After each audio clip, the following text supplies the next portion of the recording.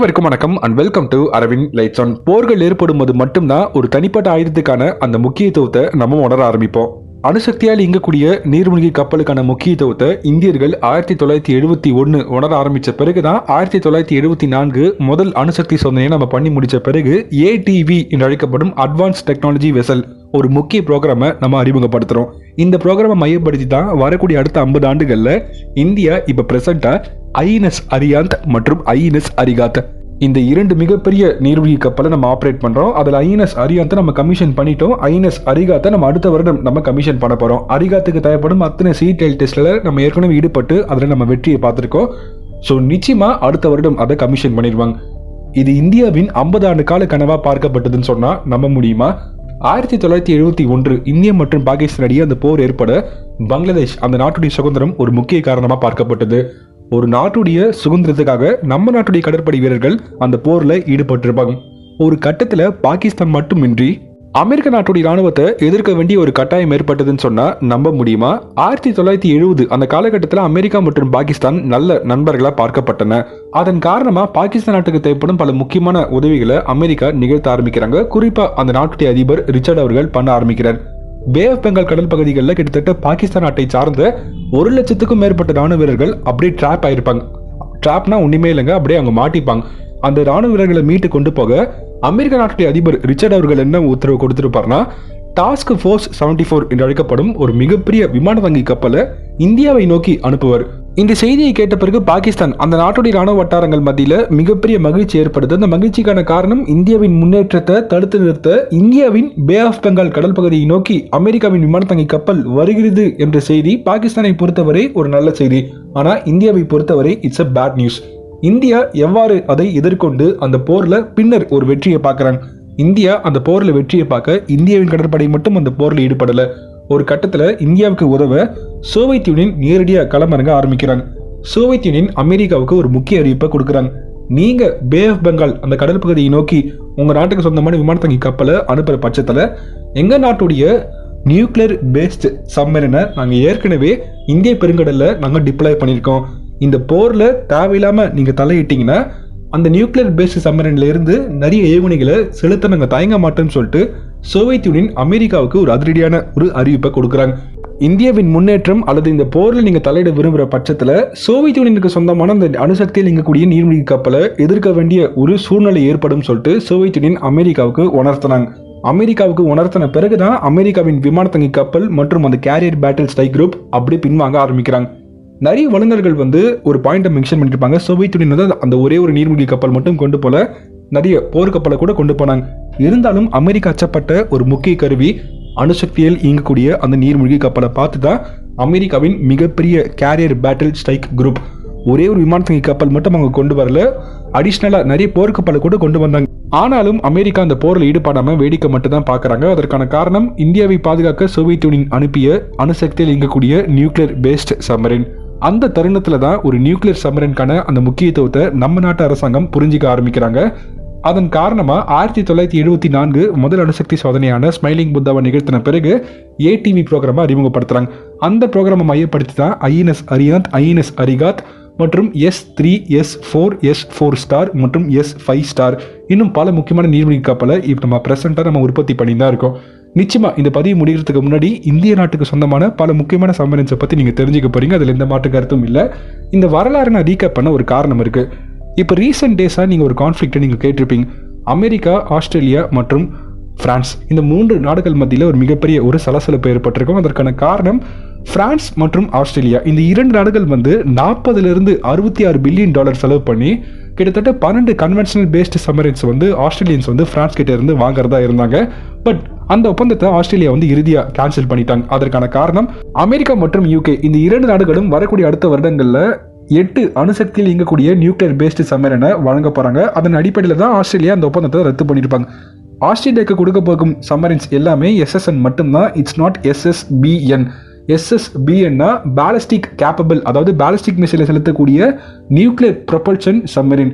இது just normal nuclear propulsion submarine மட்டும்தான். இதிலிருந்து கன்வென்ஷனல் மிசைல்ஸ் மட்டும்தான் செலுத்த முடியும். கன்வென்ஷனல் மிசைல்ஸ்னா நார்மலான ஏவுகணைகள் மட்டும்தான் செலுத்த முடியும். இதிலிருந்து ஒரு பேலிஸ்டிக் மிசைல் சம்பந்தமான தாக்குதலில் ஈடுபட முடியாது. அதை நீங்கள் எல்லாருமே புரிஞ்சுக்கணும். ஒரு அணுசக்தியில் இயங்கக்கூடிய சப்மரைனில் 2 முக்கியமான வகைகள் இருக்குது. SSBN சொல்லுவாங்க, SSN சொல்லுவாங்க. இரண்டுமே அணுசக்தியில் இயங்கக்கூடிய நீர்மூழ்கி கப்பல் தான். அதில் எந்த மாற்று கருத்தும் இல்லை. ஆனால் SSBயில் வந்து பேலிஸ்டிக் மிசைலை செலுத்த முடியும். SSNல வந்து நார்மல் க்ரூஸ் மிசைல்ஸை செலுத்த முடியும். அதை நீங்கள் புரிஞ்சுக்கோங்க. ஓகே, பிரான்ஸ் அரசாங்கம் வந்து இப்போ ஒரு உச்சகட்ட கோபத்தை வெளிப்படுத்தியிருக்காங்க. அந்த கோபத்தின் காரணமாக அமெரிக்கா மற்றும் ஆஸ்திரேலியாவில் இருக்கக்கூடிய எம்பசி ஆஃபீஸ் பல முக்கியமான அதிகாரிகளை வந்து அவங்க மறுபடியும் அவங்க பிரான்ஸுக்கு அவங்க கூட்டின்னு போயிருக்காங்க. பிரான்ஸுக்கு வர சொல்லியிருக்காங்க. அது மட்டும் இல்லாமல் பிரான்ஸ் நாட்டுடைய ஃபாரின் மினிஸ்டர் ஒரு முக்கிய வார்த்தையை பதிவு பண்ணுறாரு. It's a back stabbing by America and Australia.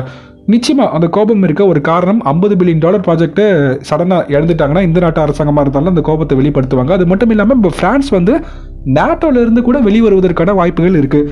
France இந்த கோபத்தை வெளிப்படுத்தும் போது ஐரோப்பாவில் இருக்கக்கூடிய நிறைய நாடுகள் வந்து ரொம்ப அமைதியாக இருந்தாங்க. ஆனால் இன்னைக்கு மார்னிங், இப்போ பிரசன்ட் வெனஸ்டே இன்னைக்கு மார்னிங் வந்து ஐரோப்பா அமைப்புடைய முக்கிய பிரசிடென்ட் சார்லஸ் மிச்சல் அவர்கள் அமெரிக்கா மீது ஒரு மிகப்பெரிய குற்றத்தை சுமத்திருக்காரு. வரப்போகும் நாட்கள் அமெரிக்கா கிட்ட இப்படி அந்த டிரான்ஸ்பரன்சி அண்ட் லாயல்ட்டி நாங்கள் எதிர்பார்க்க முடியும்னு சொல்லிட்டு சார்லஸ் மிச்சல் அவர்கள் ஐரோப்பா யூனியனுடைய பிரசிடென்ட்டாக ரெப்ரசென்ட் பண்ணி இந்த வார்த்தையை பதிவு பண்ணது மட்டும் இல்லாமல் ஐரோப்பாவில் இருக்கக்கூடிய நிறைய நாட்டு தலைவர்கள் வந்து இப்போ பிரான்ஸுக்கு தங்கள் ஆதரவை கொடுக்க ஆரம்பிக்கிறாங்க. அதற்கு ஒரு மிகப்பெரிய ஜியோ பாலிடிக்ஸை நம்ம சொல்லி ஆகணும். பிகாஸ் ஐரோப்பா, அந்த பிரிட்டன், அந்த பிரெக்சிட் அவுட், அது ஒரு மிகப்பெரிய பஞ்சாயத்து. அதை நம்ம இன்னொரு பதிவில் பார்க்கலாம். பிரிட்டன் ஒன்ஸ் அந்த ஐரோப்பிய யூனியன்ல இருந்து பிரிந்து போன பிறகு ஐரோப்பிய யூனியன்ல இருக்கக்கூடிய மற்ற நாடுகளுக்கு வந்து பிரிட்டன் மீது ஒரு மிகப்பெரிய ஒரு பார்வை. அதுக்கு ஏற்ற மாதிரி ஒரு சில சிச்சுவேஷன்ஸ் இப்போ நடக்க ஆரம்பிக்குது. ஐரோப்பாவில் இருந்து பிரிட்டன் வெளியேறின பிறகு பிரிட்டன் மற்றும் அமெரிக்கா க்ளோஸ் ஆகிறாங்க. அமெரிக்கா, பிரிட்டன் மற்றும் ஆஸ்திரேலியா இப்போ க்ளோஸ் ஆகும்போது நாட்டோ போன்ற அமைப்புகளில் பிளவு ஏற்பட அதிகமான வாய்ப்புகள் இருக்குன்னு இப்போ நிறைய வல்லுநர்கள் வந்து கருத ஆரம்பிக்கிறாங்க. ஆக்சுவலாக இந்த வாரம் வந்து பிரான்ஸ், இந்தியா மற்றும் ஆஸ்திரேலியா இந்த 3 நாடுகள் மத்தியில் ஒரு ட்ரைலேட்ரல் மீட்டிங் ஏற்பட்டிருக்கும். ஆனால் அந்த ட்ரைலேட்ரல் மீட்டிங் கேன்சல் ஆகி அந்த மீட்டிங் வந்து ஒரு பைலேட்ரல் மீட்டிங்காக மாறி நேற்று தினம் நீங்கள் பார்த்துருப்பீங்க, இந்தியா மற்றும் பிரான்ஸ் நாட்டுடைய அதிபர் வந்து ஒரு முக்கியமான மீட்டிங்ல ஈடுபட்டிருப்பாங்க. அந்த மீட்டிங் ஏற்படும் போது மட்டும்தான் ஒரு விஷயத்தை நம்ம புரிஞ்சிக்க முடியும். பிரான்ஸ் அரசாங்கம் வந்து இந்தியா கிட்ட பல வாக்குறுதிகளை கொடுக்க ஆரம்பிக்கிறாங்க. இந்தோ பசிபிக்ல நீங்களும் நானும் மட்டும்தான் ஒரு நெருக்கமான ஸ்ட்ராட்டஜிக் பார்ட்னர்னு சொல்லிட்டு பிரான்ஸ் உறுதியாக சொன்னது மட்டும் இல்லாமல் நம்ம நாட்டுடைய கடற்படைக்கு ஒரு மிகப்பெரிய ஒரு ஜாக்பாட் அடிப்பதற்கான வாய்ப்பு இருக்குது. அதற்கான காரணம் டெக்னாலஜி ஆஃப் ட்ரான்ஸ்ஃபர் நாங்கள் தயாராக இருக்குன்னு சொல்லிட்டு பிரான்ஸ் ஒரு அதிரடியான ஒரு அறிவிப்பை இப்போ கொடுத்துருக்காங்க. இனிமேல் தான் நீங்கள் பிரான்ஸோட ஆட்டத்தை நீங்கள் பார்க்க போறீங்கன்னு சொல்லிட்டு மறைமுகமாக அமெரிக்கா, UK போன்ற நாடுகளுக்கு அந்த மெசேஜ் சொன்னது மட்டும் இல்லாமல் இந்தியாவை ஒரு க்ளோஸ்டு அலை பார்ட்னராக பிரான்ஸ் அரசாங்கம் வந்து இப்போ பார்க்க ஆரம்பிக்கிறாங்க.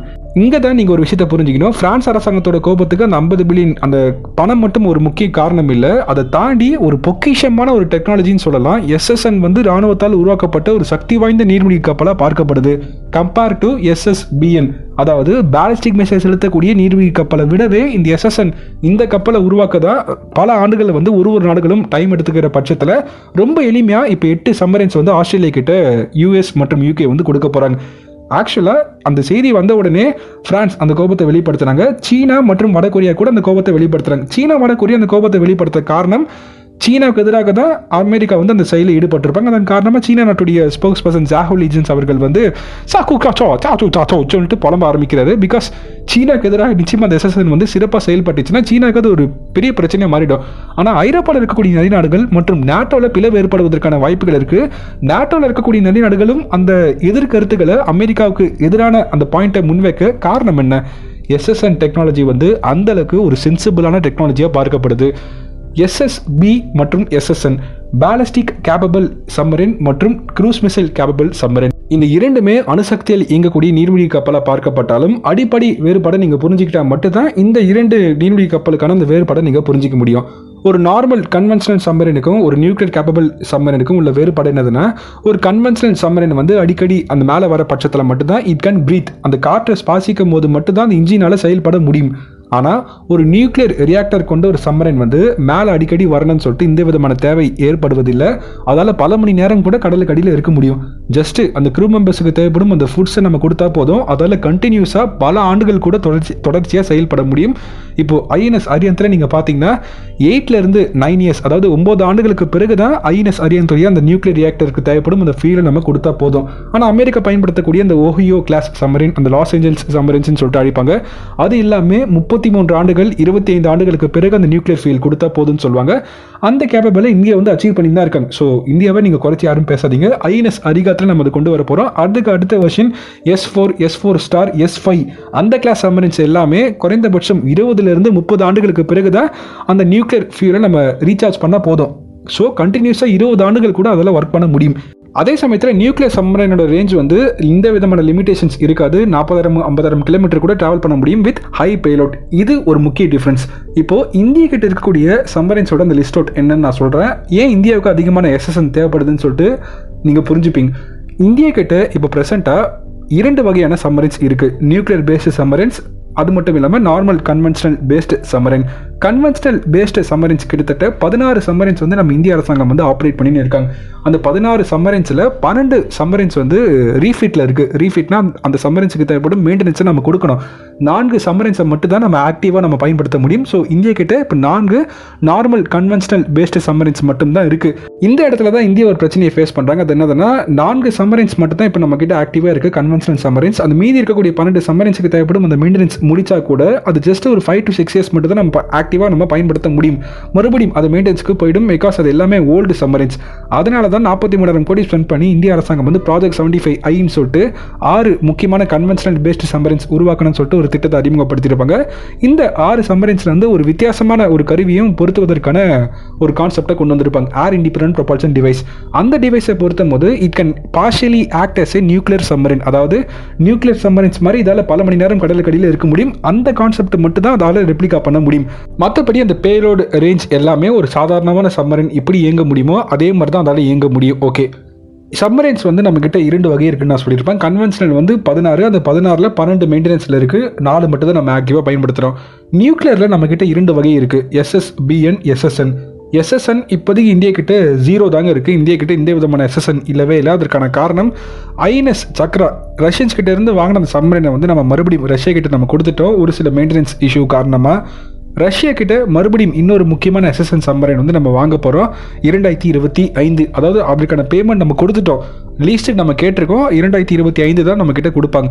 அதற்கு முன்னாடி நம்ம இந்தியா கிட்ட இப்போ SSBன்னு இருக்குது, ballistic capable nuclear propulsion submarines இருக்குது. INS அரியாந்த் மற்றும் INS அரிகாத்.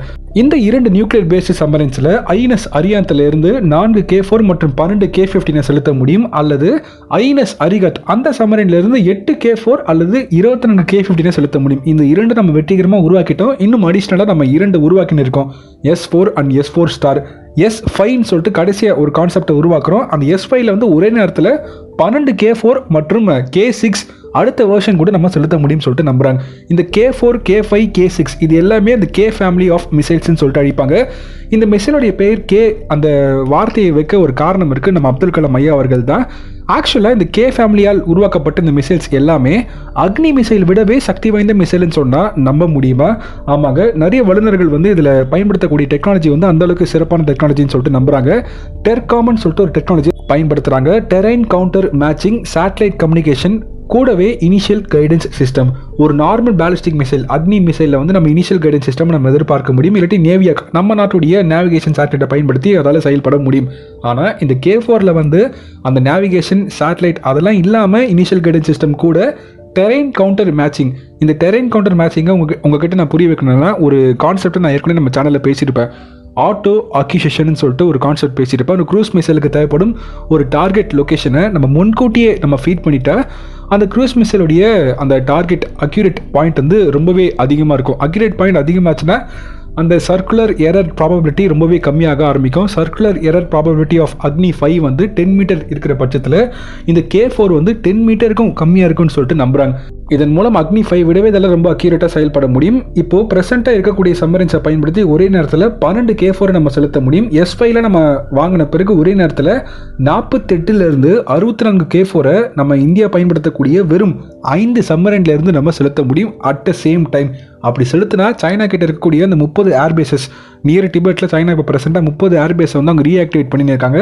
அந்த 30 ஏர்பேஸுக்கு ஒரு ஏர்பேஸுக்கு 2 K4 நம்ம செலுத்தினாலே ஒரு மிகப்பெரிய தாக்குதலை நம்ம கொடுக்க முடியும். பட் இருந்தாலும் இந்த SSB வந்து இந்தியா பயன்படுத்தக்கூடிய இறுதியான ஆயுதம்.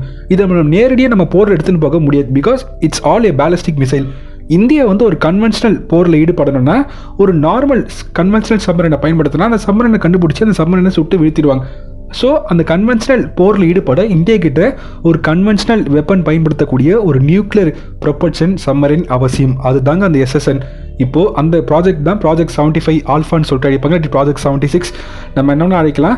அந்த ப்ராஜெக்ட்டுக்கு தேவைப்படும் அந்த ட்ரான்ஸ்ஃபர் ஆஃப் டெக்னாலஜி வந்து பிரான்ஸ் அரசாங்கம் கொடுக்க போகிறாங்க. அதாவது இந்திய அரசாங்கம் வந்து 2015 6 SSN உருவாக்கணும்னு சொல்லிட்டு முடிவு பண்ணுறது மட்டும் இல்லாமல் ஒரு ப்ராஜெக்ட் கிளியரன்ஸை கொடுக்குறாங்க. ப்ராஜெக்ட் கிளியரன்ஸ் கொடுத்தது மட்டும் இல்லாமல் பாபா அட்டாமிக் ரிசர்ச் சென்டர் வந்து நிறைய சொஃபஸ்டிகேட்டட் நியூக்ளியர் ரியாக்டரை உருவாக்க ஆரம்பிக்கிறாங்க. இந்த SSN வந்து எதுக்காக நம்ம பயன்படுத்துவோன்னா, SSNல இருந்து நம்ம பேலிஸ்டிக் மிசைல் நம்ம செலுத்த முடியாது. பட் SSN வந்து சுருக்கமாக சொல்லணும்னா ஒரு 5ஆம் தலைமுறை போர்மானம் மாதிரி ரொம்ப அருகாமை நம்ம கொண்டு போகலாம். பிகாஸ் அது வந்து ஒரு nuclear propulsion submarine as well as அதிலிருந்து பிரம்மோஸ் 2 கூடவே ஹெவியான டார்பீடோவை நம்ம செலுத்த முடியும். ஃபார் எக்ஸாம்பிள் ஹெவியான டார்பீடோலாம் இந்தியா உருவாக்கின வருண் அஸ்திராவுடைய அடுத்தடுத்த வேர்ஷன்ஸை நம்ம பயன்படுத்தலாம் இந்த SSNலேருந்து. இப்போது அந்த டெக்னாலஜி ஆஃப் ட்ரான்ஸ்ஃபரை வந்து நியூக்ளியர் ரியாக்டரை நம்ம உருவாக்கிடலாம். ஏன்னா SSBN நம்ம ஏற்கனவே உருவாக்கியிருக்கோம், அதுக்கான ப்ராக்டிஸ் அதுக்கான டெக்னாலஜி நம்ம ஏற்கனவே தெரியும். ஆனால் அந்த ப்ரொபல்ஷன் சிஸ்டமை நம்ம உருவாக்கணும். அதாவது இந்த SSN வந்து நம்ம ரொம்ப ஸ்டெல்த் ஃபீச்சராக கொடுத்துக்கிற பட்சத்தில் மட்டும்தான் யாரும் இதை கண்டுபிடிக்க முடியாது. பிகாஸ் இதை நேரடியாக நம்ம போருக்கு எடுத்துன்னு போக போகிறோம். SSBM எடுத்துன்னு போவோம், பட் அது இறுதியான ஒரு ஆயுதமாக மட்டும்தான் நம்ம அதை பயன்படுத்த முடியும். SSN வந்து ஒரு 5ஆம் தலைமுறை விமானம் மாதிரி நேரடியாக ஒரு வான்வழி பாதுகாப்பு மையத்துக்கிட்ட எப்படி ஒரு போர் மரத்தை கொண்டு போகிறாங்களோ அது மாதிரி இந்த நியூக்ளியர் ப்ரொபல்ஷன் சப்மரீனை வந்து நம்ம கொண்டு போய் ஆகணும். அதுக்கு வந்து அதில் பயன்படுத்தக்கூடிய ப்ரொபல்ஷன் சிஸ்டம் வந்து ரொம்பவே சைலண்ட்டாக இருக்கணும். அதில் இருந்து இந்த விதமான சத்தம் வராமல் இருக்கணும்னா ஹைலி காம்ப்ளெக்ஸ் சென்சிபிள் டெக்னாலஜி அதில் பயன்படுத்தலாம் மட்டும்தான் அது நம்ம அச்சீவ் பண்ண முடியும். அப்படிப்பட்ட டெக்னாலஜியை இப்போ பிரான்ஸ் அரசாங்கம் வந்து கொடுப்பதற்கான வாய்ப்புகள் மிக மிக அதிகமாக இருக்குன்னு நிறைய பேர் வந்து இப்போ நம்புகிறாங்க. உடனே நீங்கள் கேட்கலாம், SSBயை நம்ம உருவாக்கிட்டோம், SSN வந்து ஏன் ப்ரோ நம்ம உருவாக்க முடியாதுன்னு சொல்லிட்டு நீங்கள் கேட்கலாம். SSB வந்து நம்ம உருவாக்கிட்டோம், அதில் எந்த மாற்று கருத்தும் இல்லை. SSBயில் பயன்படுத்தக்கூடிய ஏவுகணைகளின் மினிமம் ரேஞ்ச் வந்து 3500 கிலோமீட்டர் 5000 கிலோமீட்டர். ஆனால் SSN வந்து நம்ம நேரடியாக போருக்கு கொண்டு போகும்போது அந்த SSN-உடைய அந்த ஸ்டெல்த் ஃபீச்சர்ஸ் நம்ம அதிகமாக கொடுக்கணும். ஸ்டெல்த்தை நம்ம அதிகப்படுத்தும் போது இன்னும் ஒரு காம்ப்ளெக்ஸான டெக்னாலஜியை பயன்படுத்தினா மட்டும்தான் அதை அச்சீவ் பண்ண முடியும். இந்தியா இந்த டெக்னாலஜியை வந்து அமெரிக்கா UK கிட்ட 10 ஆண்டுகளுக்கும் மேலே கேட்டுன்னு தான் இருக்காங்க. ஆனால் அமெரிக்கா UK இந்த 2 நாடுகளும் கொடுக்க மறுத்துட்டாங்க. ஆக்சுவலாக அமெரிக்கா வந்து நேட்டோவில் இருக்கக்கூடிய நிறைய நாடுகளுக்கு இது கொடுக்கவே இல்லை. அதன் காரணமாக பிரான்ஸ் அரசாங்கம் வந்து தனிப்பட்ட முறையில் 10 ஆண்டுகளுக்கு பிறகு தான் ஃபர்ஸ்ட் SSN உருவாக்கினாங்க. அந்த அளவுக்கு 10 ஆண்டுகள் ஹார்ட் ஒர்க் பண்ணி தான் பிரான்ஸ் வந்து அந்த டெக்னாலஜி அச்சீவ் பண்ணாங்க. ஸோ இந்தியா கேட்கும் போது கொடுக்கல, பிரான்ஸ் கேட்கும் போது கொடுக்கல, ஜெர்மனி கேட்கும் போது கொடுக்கல, நிறைய நாடுகள் கேட்கும் போது UK US சொன்ன பதில் என்னதுன்னா, நாங்கள் வந்து எங்கள் க்ளோஸ் பார்ட்னர்ஸ் கிட்டே கொடுக்க மாட்டோம், உங்ககிட்ட எப்படி கொடுக்க போகிறேன்னு சொல்லிட்டு UK ஒரு வாட்டி இந்தியாவை பார்த்து சொன்னாங்க. ஆனால் அப்படிப்பட்ட ஒரு காம்ப்ளெக்ஸான ஒரு டெக்னாலஜியை வந்து இப்போ ரொம்ப எளிமையாக ஆஸ்திரேலியன்ஸ் கிட்ட கொடுக்கும் போது நிறைய நாடுகள் வந்து அமெரிக்கா மீது அந்த கோபத்தை அவங்க வெளிப்படுத்துகிறாங்க. ஓகே, இப்போ அதெல்லாம் நம்ம அப்படியே நம்ம லீவ் பண்ணிடலாம். ஃப்ரான்ஸை பயன்படுத்தி இந்த டெக்னாலஜி ஆஃப் ட்ரான்ஸ்ஃபரில் மட்டும் நம்ம ஈடுபட்டு ஃப்ரான்ஸை பயன்படுத்தி இந்த SSN நம்ம உருவாக்கிட்டோன்னா இனிமேல் வரக்கூடிய நாட்கள் இந்தியாவில் நேரடியாகவே தென்சீன கடல் பகுதிகளில் பிரம்மோஸ் 2 ஹெவி டார்பீடோவான வருண் அஸ்திரா போன்ற ஏவுகணைகளை பயன்படுத்தி ஒரு மிகப்பெரிய ஒரு தாக்குதலில் ஈடுபட முடியும். நம்ம இங்கேருந்து தாக்குதலில் ஈடுபடுறோன்னு சொல்லிட்டு சைனாவால் கண்டு கூட பிடிக்க முடியாது. பட் சைனாவோட சம்மரன்ஸை நம்ம கண்டுபிடிக்கலாம். அதுக்கு நம்ம ஒரு வித்தியாசமான ஒரு டெக்னாலஜியை நம்ம பயன்படுத்துகிறோம். அது நம்ம வரக்கூடிய அடுத்தடுத்த பாட்டில் நம்ம பார்க்கலாம். Signing off Aravind legend channel. நன்றி, Jai Hind. Stay safe and stay home and get vaccinated.